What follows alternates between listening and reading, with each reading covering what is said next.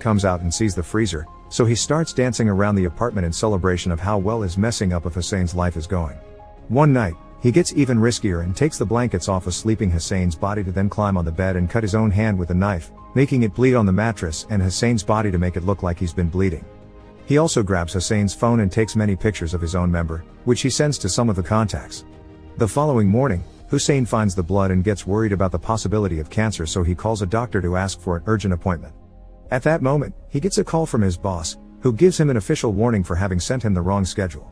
A couple of hours later, his boss shows up at his apartment to demand an explanation on why Hussein sent him pictures of a male member. Hussein tries to deny it, but his boss doesn't believe him and fires him on the spot. As he goes back inside, Hussein finds the fridge open and water running in the kitchen sink, the bathroom sink and the bath. Getting worried about intruders, he grabs his nunchucks, then moves the mattress off the bed and opens the closet, but finds nothing. He also checks his phone and gets angry when he confirms the nasty pictures are there, so he grabs a knife and opens the freezer box. Afterward, he calls Mel to see if she was the one that bought it, which of course she denies, and Hussein also calls a locksmith to add extra locks to his door.